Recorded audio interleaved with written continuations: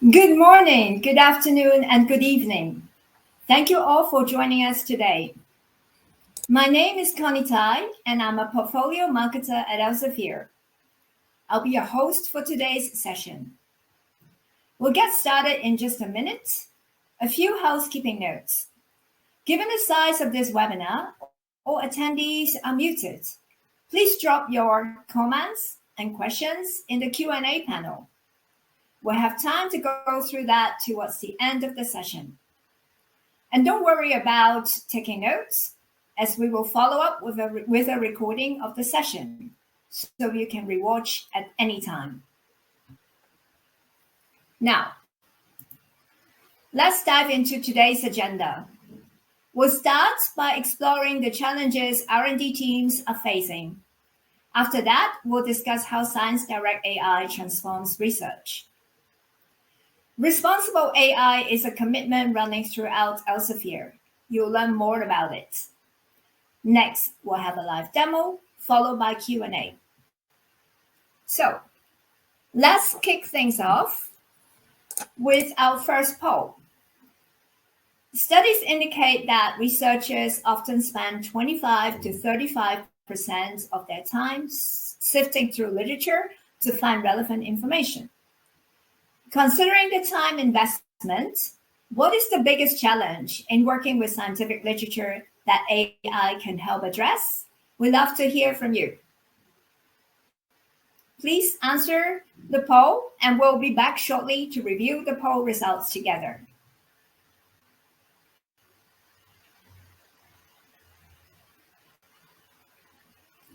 Answers are coming in.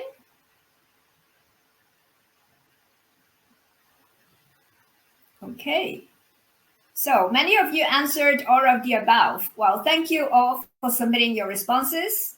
It's great to see the insights from the poll, and they really highlights the key areas we'll be focusing on today. Now, without any further delay, I'm pleased to hand over to Cameron. Thank you, Connie, and welcome everyone. My name is Cameron Ross. I lead up our generative AI and innovation for the corporate markets, the R&D, the most interesting part, if you like, of the customer world on behalf of Elsevier. I'm really thrilled that so many of you have been able to join us today, from R&D leaders to frontline researchers from all around the globe. You're actually the second group to join us today. There were 500 people this morning. So my ask to all of you is be brave, ask any question you like, even if it's you think it might be one that we don't want to hear. Please ask your questions. If you see a question that you like, please upvote it in the box there. And that will make sure that we can prioritize the questions and hear back from you. Respond back to you. You know, at Elsevier, we really believe the path to breakthrough innovation lies in building on the knowledge that already exists. And today, what we're really here to do is show you how generative AI can radically improve how you and your teams access and apply that knowledge. So this session will focus on ScienceDirect AI, our new AI-powered research assistant built specifically for professional research-intensive teams. I'll walk through some of the key challenges it addresses, how it helps improve productivity, some of the values around privacy, security, ethical and responsible AI that we believe are incredibly important. And then my colleague Felisa will join us to wrap up with a live demo before we move forward to your questions. So all in all, you only have to stay alert and awake for about 45 minutes. We'll try and make this as stimulating a session as we can for you all. So before we go into what is the product of what we are doing, I'd like to help us frame the discussion around, in this AI era, why does speed really matter and what happens when efficiencies are holding us back? Over the last 6 months, in our conversations with heads of R&D and innovation across academia and industrial R&D, I think one clear message came through loud and clear. To drive innovation and reduce risk, you really need fast, reliable insights from scientific literature. Often you're up against serious time pressure and an overwhelming volume of content. I think I saw as of 2024, there were more than 4.5 million peer-reviewed research articles alone that were published across all fields. You know, in today's AI-driven world, I think speed is a competitive advantage, but just relying on manual research alone means that sometimes we're missing crucial findings, maybe you're duplicating effort or wasting resources. And of course, that obviously slows many of us down. I think the other side is we need to be honest that there are AI tools everywhere. Perhaps we'll ask later on, what are you doing to try and go from experimenting with AI to actually applying it? But not all of them, I feel, are ready for professional grade research. A recent study shows that 71% of workers lose trust in AI when it consistently gives inaccurate outputs. And of course, when trust disappears, so does the ROI of these AI tools we may be investing in. I think in R&D, trust isn't optional. I think it's essential. And I think if your team can't trust the insights, then they won't act on them. So therefore, you won't get any productivity gains if you can't also be safe in the judgment of the tools you're applying. I think if you add on top of that, there's also a massive hidden cost from poor data quality. According to Gartner, the average loss per organization per year is around $12 million being lost due to inefficiencies due to poor data quality. And sometimes that's due to having to rework or making wrong decisions or just missing, lost opportunities. So in our opinion, that's where often generic AI tools fall way short. They're not built with the rigor that professional, scholarly and professional R&D research demands. So let's go to chapter 2. I'd like to now dig in a bit more into what we are doing around empowering R&D with ScienceDirect AI.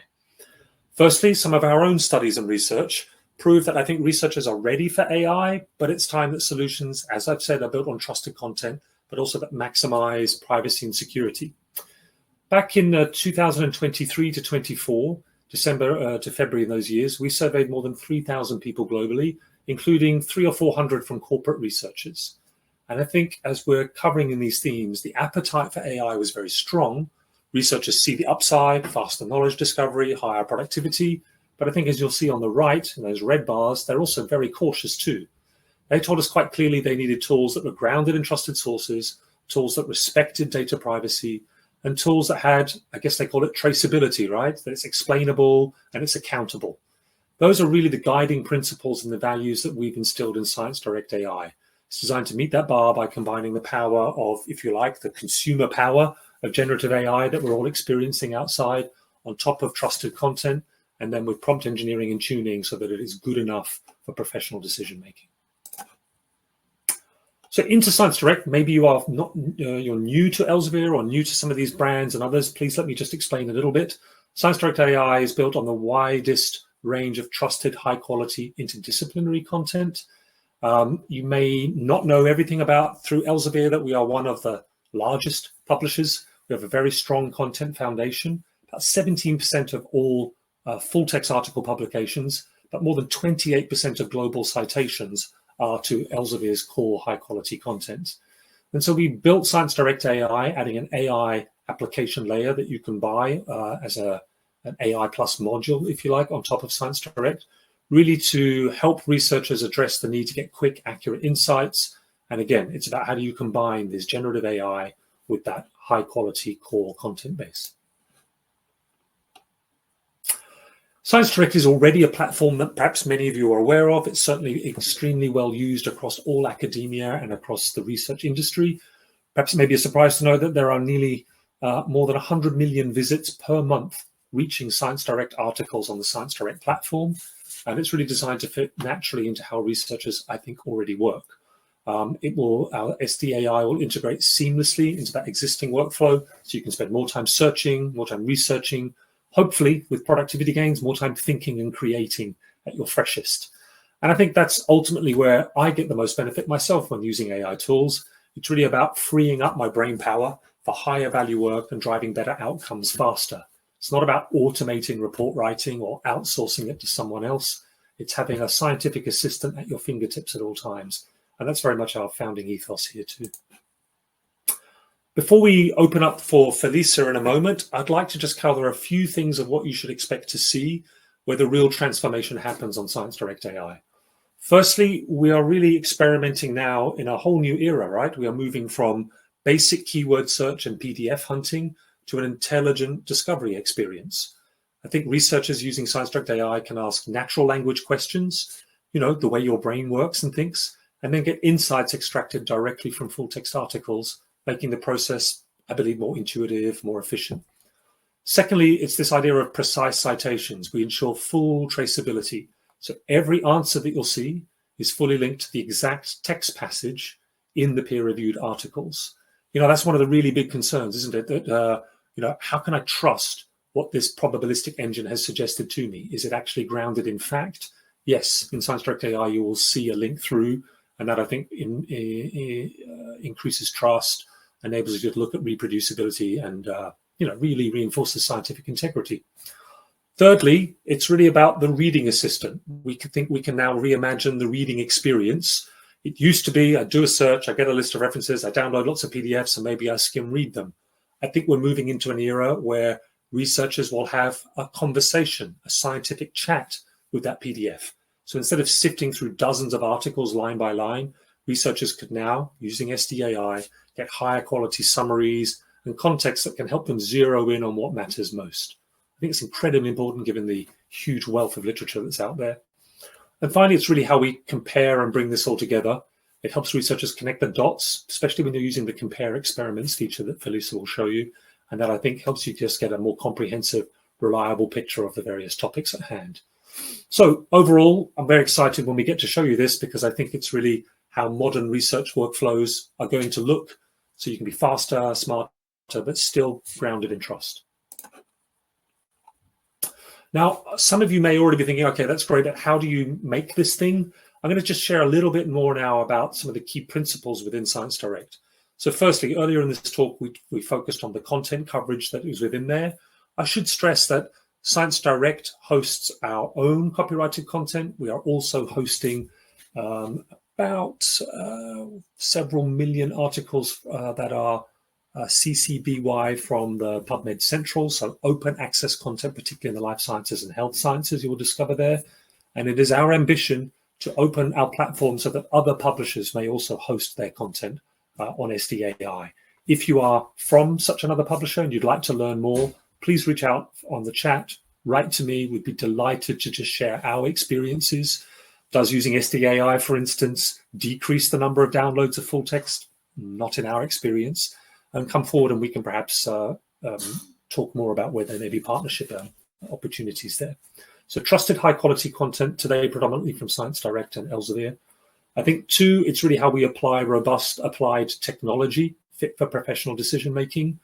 Many of you may want to know precisely which models and others we work with. I can share more later, but ultimately we work with closed private environments. Think of it this way, that we are licensing models from OpenAI, from Anthropic. We host them on secure private cloud servers from Microsoft, from Amazon, and we ensure that none of your input nor the content hosted is allowed to leave that container, which means it is not used to train public models. And that for me is really commitment number three. Our commitment to responsible AI also means that it's secure. It's private, it's transparent, it's ethical, but it's secure, confidential, and private. That means you are free to ask any IP sensitive questions, because neither we at Elsevier are looking at what you're writing, nor are our technology partners permitted to train any models with any prompt input that you put in. So I hope that's clear, but if you wish to ask any questions on it, please do so. I think there's also a fourth key ingredient on our collaboration and innovation journey, and that's really around the collaboration with the research community, because great tools are built with great real researchers and users. And perhaps just to share a few lines there, that over the last, say, 6 months, ScienceDirect AI has really been built for and with the community. You'll meet Felisa in a moment, but many of her colleagues, I think, are inspired every day by walking in your shoes and trying to learn how can we make your research experience just that bit more productive. Overall, we spoke to more than 30,000 individual users from more than 70 organizations. That's across the corporate R&D world and the academic and government sectors. And their feedback has shaped everything from how the tool works, to how insights are displayed, to what features matter most in real-world use. I think overall, our product technology design and data science teams have also analyzed more than 3,000 individual response ratings. So by that, we're often looking at how well did your prompt result in a question, how well did your prompt result in a summary or response that you felt was good and trustworthy that you could act on. And that helps us tune our systems to be more responsive and more accurate for people there. So overall, I'd like to now just look into, these are some of the features of what's in the product. We've talked about the content, we've talked about the technology and the principles, particularly around privacy. I'd like to just call out a couple of key things, in my opinion, that we've learned from researchers as well about how they could use this application. Sometimes I find if we just talk about productivity or time saving, it kind of misses the point. It's really about how you can use these capabilities to translate into real world impact for your R&D workflow, productivity, decision-making, speeding up innovation. So perhaps a few highlights I would pick out maybe just from this slide, but also from my own experience of talking with clients. Often you'll find that it's an ability for a tool that enables a broader audience to be able to use it.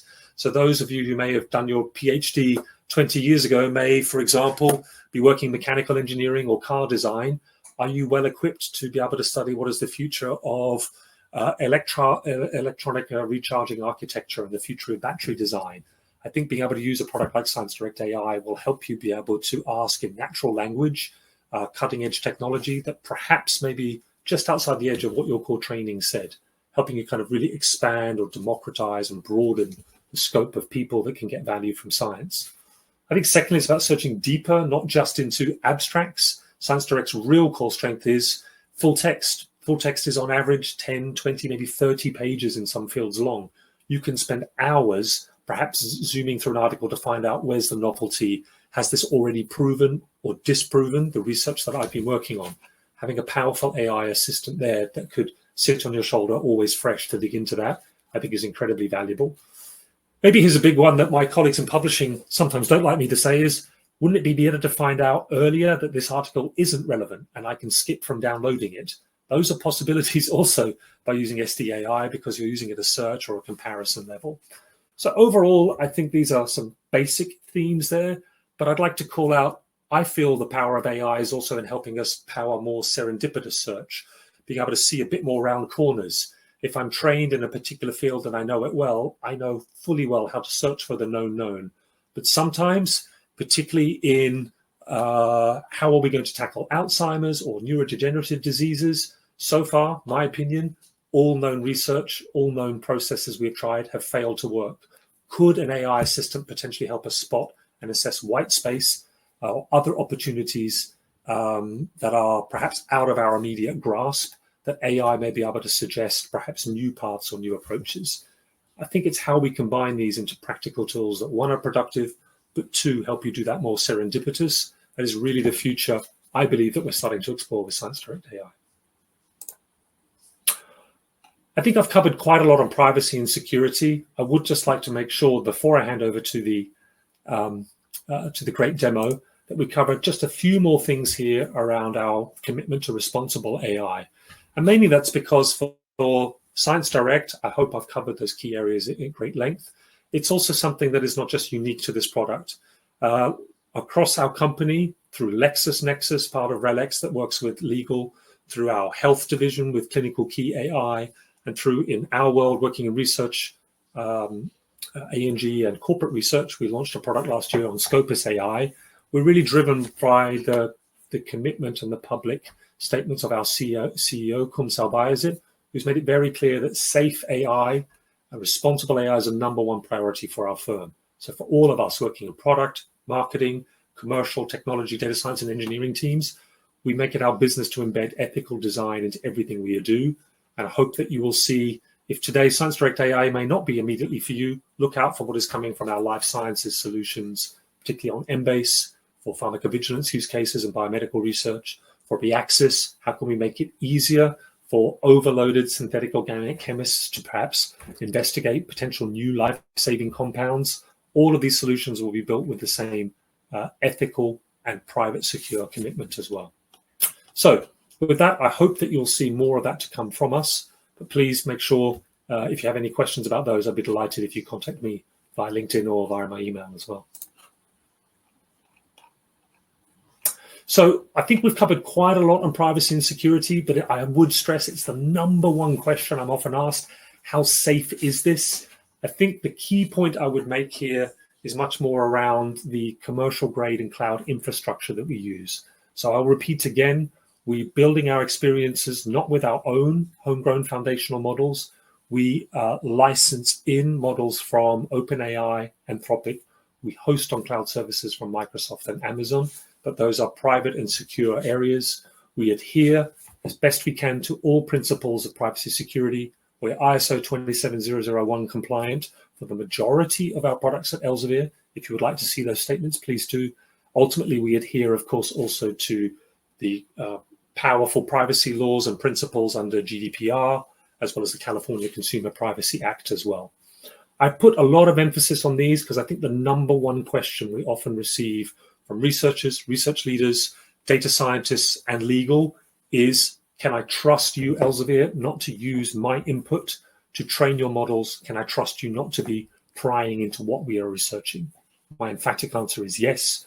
Our use of third-party LLMs is private. There is no data exchange or use of our data to train any of those public models.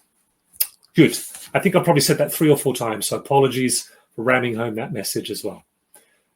Well, great. I think we're at that point now, which is for me a much more exciting event, right? So I'd love to introduce you to my colleague, to Felissa van Hasselt. She's a product manager working on ScienceDirect AI, and she'll be able to explain to you much more hands-on and applied, right, Felissa, how it finds, interprets, and delivers insights. So I'll hand the microphone to you. Thank you, Cameron. All right, let me share my screen so I can show you ScienceDirect AI in action. Okay, so here you can see the Ask ScienceDirect AI homepage view. And this is really where you can start your search and discovery journey to find summaries, comparisons, extract insights in response to your query. And that query could be anything. You can ask your research question in your own words, and you can even use your own language if you prefer. It doesn't have to be English. But for this demo, I'll put in a research question and then put the system to work. So as you can see, your question will be analyzed and optimized. So that means that any typos that you may have made will be corrected. Your query will be translated into English if necessary. Any abbreviations that you may have used will be expanded so that the search engine can do its work optimally. The system will decide which search strategy to use. So it will combine both semantic search, so searching by meaning of your query, with simple keyword search to get back the most relevant passages of full text from our index. So with these relevant passages, the large language model will generate a summary response. And as you can see, and this is something that is not, true for any AI tool out there, is that every statement and every assertion in the summary response is accompanied by at least one reference. So this allows you to very quickly verify the statements in the summary to the actual research that it was grounded in.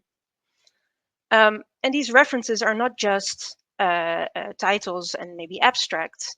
They actually point back to the exact passage in the full text that is underlying this statement. So in this case, you can see the answer was derived from the results and discussion section in the article.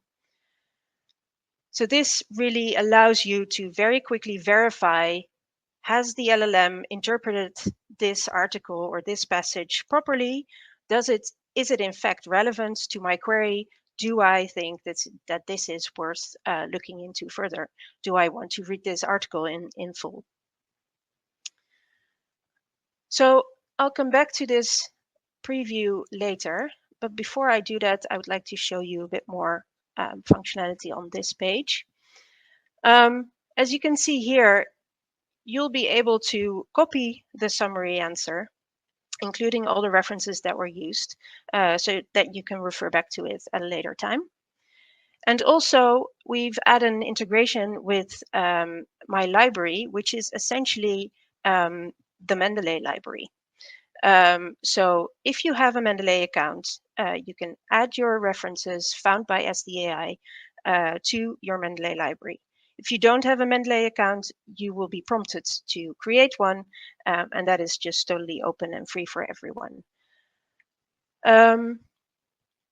Then going further, you'll see this section here, which says references from the summary.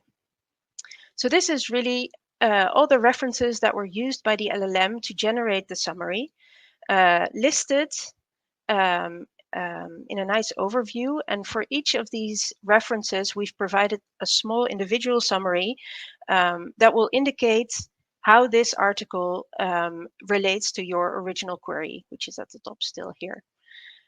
Again, helping you to, very quickly decide, is this an article that I want to read?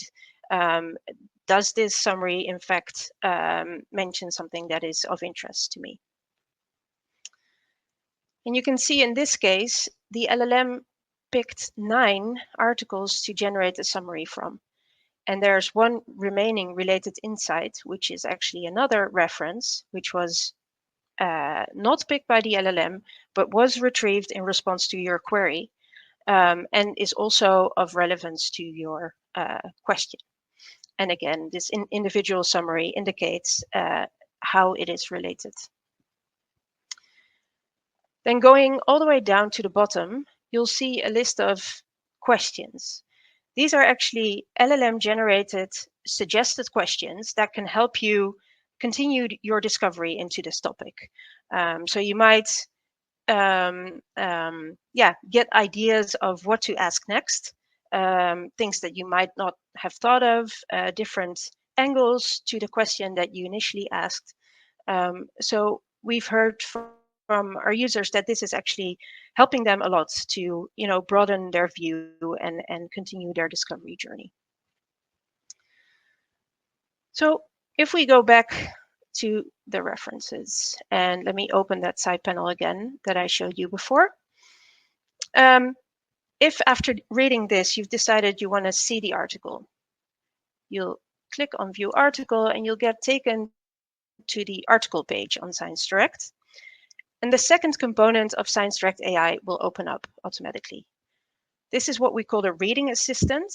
And as you can see, it will have taken your original query and it will immediately start answering that query, in this case, based specifically on the article that you're at. And again, each statement, each part of the answer is grounded in the actual text and can be referenced through the links provided in the summary. So you can immediately see, where does this answer come from? Which parts of the article are relevant to me? Which pieces of text do I need to read in order to, understand or get a good understanding with regard to my question? And this prevents you from having to read the entire article top to bottom. If there's really just maybe only one section of the text that is of actual relevance to you in this case. So the nice thing about Reading Assistant is that it allows you to chat. So you can ask follow-up questions. For example,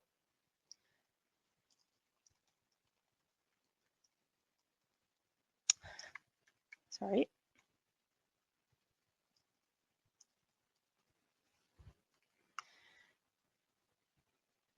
And it will, again, take the article as a source and answer your follow-up question. If we go back to the top, you'll see this list of questions here. And this is basically similar to what I've shown on the ScienceDirect AI homepage. The LLM suggesting questions that you might want to ask this particular article, just to help you, get a grip on what the article is talking about and what would be of interest to you. Then there are a few actions here. You can just simply ask the Reading Assistant to summarize the article for you. But what you could also do is ask it to summarize the experiments described in it specifically. So if we click on that, you'll see that it will extract the details of each of the experiments that were described in this particular article. And in this case, there are 4 experiments. And for each experiment, the details will be laid out in a very nice overview. So the goal and experiment type, materials and methods, the results, and also the conclusion per experiment. And again, you know, this is to help you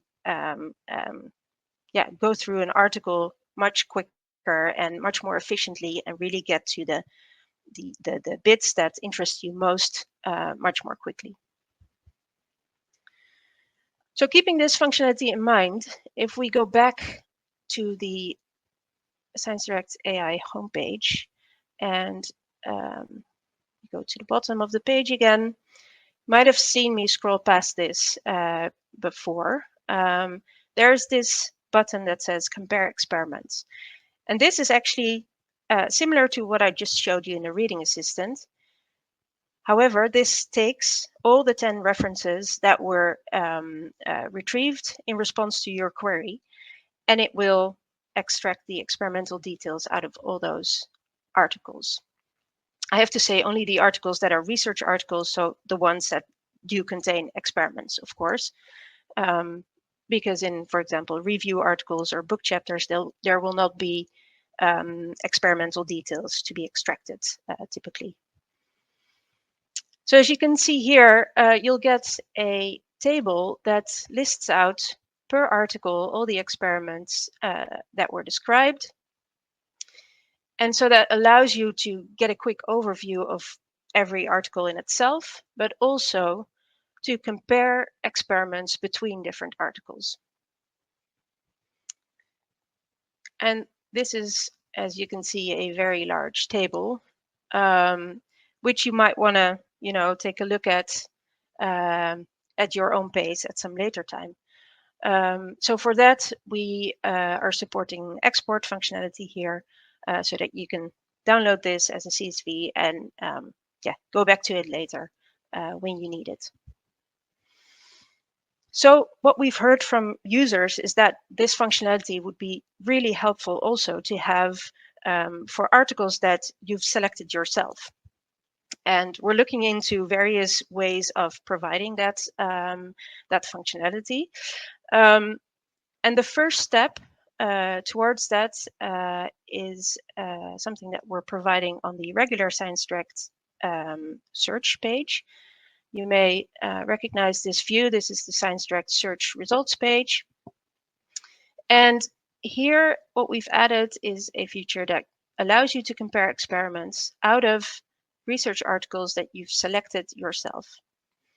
So if I select these 2 research articles and click compare experiments, the system will generate a table like I've shown you before for these 2 articles and extract the experimental details on the fly.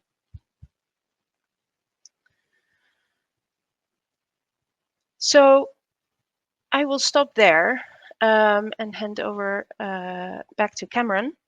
And yeah, just wanted to say this is really the start. We're super excited to continue working, you know, with our users to improve this even further and to add more functionality as we go. Great. Thank you, Felicia. I can see lots of questions have been coming in, so perhaps I'll just add there, please ask your questions there. If you see a question that you like, upvote it so that in a moment we can move on to those. But I hope what you've seen there is a glimpse, if you like, of what ScienceDirect AI is. It actually, I think, answers some of the questions that were posted earlier in the session, but we'll make sure that we come back to those as well. You know, I think perhaps before we open up to a last poll and those questions, I'd also just like to frame back. You've seen here a very quick scan through ScienceDirect AI. You may also contact us and ask for book a demo or have a deeper conversation with some of our consultants too. Perhaps I would just end there by phrasing back. We have been working with many hundreds of researchers on the corporate side, many thousands across academia. And if you were to ask them after using the tool for about 2 to 3 months, there are kind of 3 key areas that I would call out where they felt this made a larger difference to their research lives, getting more value. I think the first one is on that improving of workflow. So some people have asked already here, well, I could download individual articles in PDF. I can store them in a reference manager of some sort. I can have individual chats with them, perhaps in Copilot and others. You can. And I would urge you, how well does that work? In my experience, the convenience of those is quite far removed. The ability that at the point of reading, at the point of discovery, I can use AI to run a search or compare methods and conclusions from papers is incredibly important before I go down the path of downloading. I think it's also immediately convenient at the point of use of the reading assistant online as well. Actually, we've seen more in marketing and medical affairs within pharma biotech. They seem to be the ones, as in this quote, who are under some of the most incredible time pressure. So that particular group, maybe you could classify yourself there as well, seems to put an enormous importance and trust and faith in SDAI as well. I think overall it's around for those people who are perhaps the most intensive readers of documents. So, on average, the average researcher around the world is probably reading between 1 and 2 articles per week. But when we analyze our own data, you'll always end up with a super cohort, a power user group that could be looking at 10 to 20 articles per week. And under that volume of research, having to sift through them, an AI tool like ScienceDirect AI can save them up to 50% of their time by being able to ask keyword searches, regardless of whether they know all the terminology, or being able to look through well-structured references as part of their research question. And I think, overall, it's that ability to be able to move from time-saving and mental freshness to be able to devote yourself then to more innovation. So improving the quality and the depth of your research are some of the key things that we've heard from researchers. And although I can't put their names here, I can promise you these are real-world evidence from real-world quotes.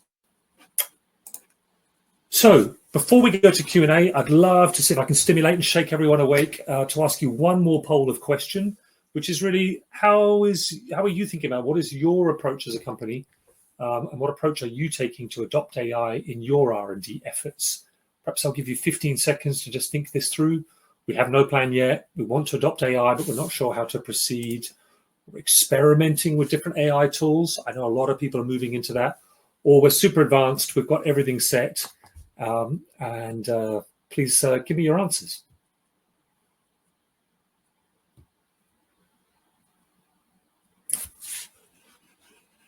I might have to ask Connie if we can display the poll online, but let me quickly check. There we go. So the first answers will come back yet in.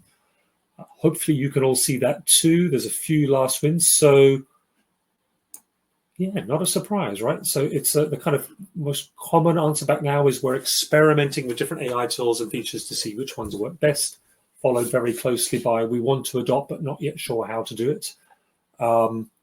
And probably growing more than this morning's one, we are very advanced in adopting AI for individual use and building our own tools.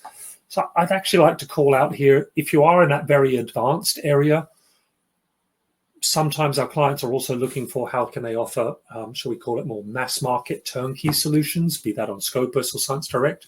Others are actually asking, Elsevier, how can I work with you to license your data our way? I want to be building it into my own search observatories. I want to be training my own predictive algorithms privately based on your data. If you have those type of needs, please do reach out. We can serve across all of those realms through our data as a service, through our consultancy, through our SciBite technology, or of course through our AI modules that we are now launching more and more on our own solutions as well. Good. Well, on that area, before we just go to questions, I'll put up there, if you have a camera on you or you want to follow up more, take a screenshot of that, click the QR code if you'd like to, perhaps book a demo, you just want to learn more, write your questions, or you'd like to explore how could I set up a structured proof of concept, a trial, perhaps in a different language, over 4 weeks for you and your enterprise. We'd be delighted to help you. There are already many hundreds of organizations that are setting out on that path since we launched just 3 weeks ago on March the 12th. So we'd love to hear from you. And on that note, what I'd love to do now is open up. We've got about 10, 15 minutes to questions. So I'm still going to ask Connie and Felicia if you could join me live on stage. Let me open this up. I'll hit the chat button. So once again, if you have a question, post it there. If you've seen a question you want to vote on to say, yeah, you must answer that, please let me know. And I'll just check in the priority ones. Connie, may I ask Yes. you if you can share that over to the screen? Yeah, sure. Thank you, everyone. There are many good questions. So let's start with the first one.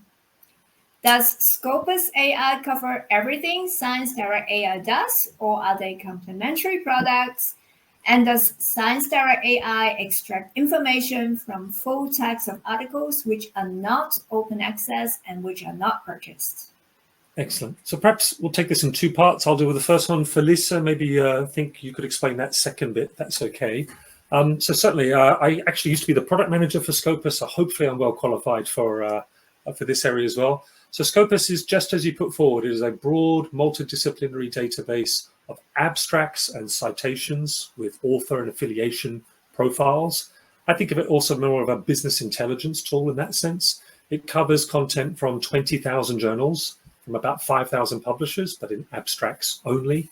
And Scopus AI was launched last year, offering the ability to have a conversational search and summarization of those areas. But actually, one of the most frequently recurring questions is, so this is good, what about when I want to get into the full text? And that's very much where ScienceDirect AI is focused on full text of Elsevier content, plus any hosted open access full text that we have there. But perhaps, Felisa, may I hand to you to explain a bit more around the permissions for some of those features? Yeah, I will. So ScienceDirect AI works on indeed both open access and subscription content. And the experience on Ask ScienceDirect AI, so the let's say search and summarize component, as well as the compare experiments component, is equal for everyone. So independent of your subscription status, you will see the snippets from the articles presented in the side panel for the references for any article. The reading assistant, however, will only appear on articles that you have access to. So that could either be through a subscription or because it's open access. So there, indeed, the experience will be a bit different based on your subscription. Great. Thanks, Felisa. Okay. Thank you, Matthew, for the question. Then let's go to the next one. Do you need to purchase access to the full text article to use the reading assistant? Yeah, so that was indeed what I was alluding to. If you want the reading assistant on a particular full text article, you'll need access to it, either through purchasing or through open access. Okay. Right. And perhaps just to add to that, so there are multiple paths to that. We have the ScienceDirect Corporate Edition, which is our premium solution where you can subscribe to all content. It will also apply to content that maybe you are subscribing to on what we call a title by title journal level as well.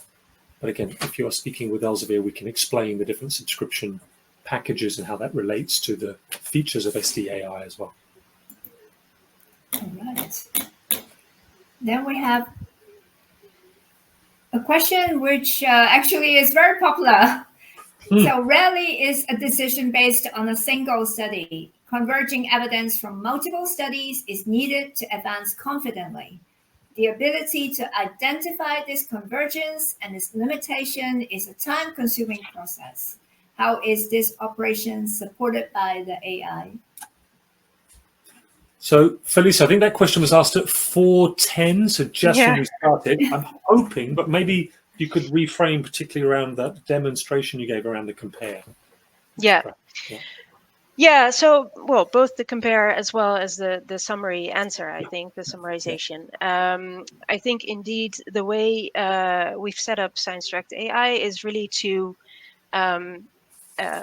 do exactly this, converge knowledge from multiple articles into a single response that can help you, advance your knowledge. And it could be a starting point, right? Like this initial list of 10 references is a starting point. You could decide to ask follow-up questions. You could decide to follow references within the snippets of text that are referenced in the initial answer.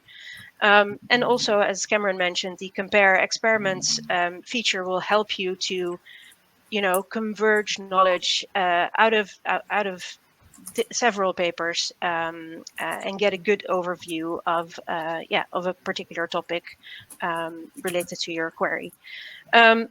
I do have to say that again, as I mentioned before, we are, this is the starting point, and we recognize that this is the core of what research is, right? We have to be able to see all the different angles. We don't want to miss out on let's say on competing statements maybe, or research that has that is supporting particular statements. So we're very much looking into how to even better elevate all these different angles to a particular topic to help you even more and better in this particular case. Yeah. Mhm. Yeah. Thank you. Next. Does the AI assign higher value to Elsevier sources versus external if external sources are included? Felisa, No. go ahead. Then I'll add. No, absolutely not. We're treating every source equally, be it from Elsevier, external, subscribed content, subscription content, open access content. Everything is treated the same. Book content. Yeah. And maybe I'd like to just build on that one as well, because as I said, I've worked across many of our other solutions where, let's call it out, products like Scopus and Reaxys and Embase. Elsevier is a powerful piece of the puzzle, but it is the minority of the content. We make sure that we are offering an answer back to the user that is based on an unbiased view, right? What is the actual result going to be regardless of the publisher of that source? So I just want to bring that across, that value and that transparency we bring to all of these tools, because that's the essential value we have to offer to a non-judgmental decision-making process by researchers. So I can assure you that would always be applied across all of this content. Obviously, we are also very keen to open the platform so other third-party publishers could also potentially join and benefit from this safe, private, secure AI, whilst offering an expanded reading experience across their content as well. But very good question. 33 votes. Thank you for asking. Thank you. What else should we hit next? So quite similar question, actually, right? Can ScienceDirect extract information from other sources than Elsevier? Yes, it can, and it is. So at the moment, like Cameron mentioned, most of the content that we have in our database is Elsevier published, but we have a few million articles coming from CC BY, open access content coming from PubMed Central, and we're continuously working with our publishing partners to see whether we can add more external content to the database. Yeah, thank you. Thank you. Next, what do you do to mitigate the risk of the AI hallucinating? Great question. Felisa, why don't you take that? I feel you're the genius on this topic. Sure. So just to emphasize, as a start, no generative AI system will ever be 100% hallucination free, unfortunately, but that's just due to the nature of LLMs. However, we do robust prompt engineering. We do thorough testing and evaluation of the outputs that our system is generating, both using subject matter experts, so human oversight, as well as automated evaluations. And that's combined with the fact that we're using this procedure, which is called retrieval augmented generation, or RAG, you may have heard of. This ensures that the responses are based on the literature. So through the prompt engineering, we're telling the LLM to only use the snippets or the passages of text that were retrieved by the search engine to generate its response from. So all that together, plus the fact that we provide the exact passage of text that underlies every assertion in the response, which enables verification by the user. All of that combined, would be our answer to mitigating this risk. Yeah, and maybe I would just like to add on that as well, because I think I talked a lot about privacy, security, and an ethical, responsible stance. I think if you're using the power of AI, can obviously help us see round corners, suggest ways that so far have confounded us. But I would always stress, if you're using AI tools, ensure, like with ScienceDirect AI, that at least the answers are being derived from trusted, high quality content. So that I think we have answered. Right? We are extremely strong on our editorial coverage of what is in there as well. But you must always be aware that human oversight has to have the primacy here as well. So I think when we were looking forward around this, I think is one of the best examples of how you can come up with Gen AI answers from trusted content, but I would always stress that you must use your judgment effectively. Yeah, thank you. Responsibly, so. Yeah. Next. So what we research is confidential. Nobody could know it. Yeah, I saw that one. So that came at 4:13 today as well. So I hope we covered some of this, because I think if there was one thing that I took a lot of repetition on. So thank you, Valerie, for that area. It is confidential. So I will repeat again. At Elsevier, we are not competing in your R&D world, whether that's in biopharma or automotive or others. We are a precision data, content, analytics, and technology company. So secondly, we are ISO 27001 compliant. If you don't know what that means, we can make sure we show you our certificates. That means we put great store by privacy and confidentiality. And thirdly, I think the real question many people are asking is the same across our company. Our lawyers and our compliance officers would forbid us from using public AI consumer products, because in effect, we would be sharing externally to those models confidential information from our own groups about our innovation, our pipelines, our human resources. So these type of things you can ask of our tools, because we do not look at them, nor do we pass that information to any of our partner model makers. We work on private containers that are hosted on Microsoft and Amazon only for our use for the creation of these tools. Thanks. Is AI also on Embase? Valerie, same question again. So coming soon. So Embase is our premium biomedical literature database, and Embase AI will be launching, I should probably not say the exact date, but sometimes very soon. If you would like potentially to be a tester or to learn more, please contact me. Please put your name in the chat. We would love to potentially have a conversation with you, but that will be in the second half of this year, how we are offering similar benefits, but across the world's, I think, along with Medline, of course, Embase, I think, is the preeminent solution for checking around drug and device safety or systematic reviews. Thank you. Next question. Our researchers are very interested in digesting multiple articles. If we aren't creating an LLM, why wouldn't we be able to use a tool like Copilot to summarize the articles for better awareness? Great. Thank you, Denise. Thank you for your question as well.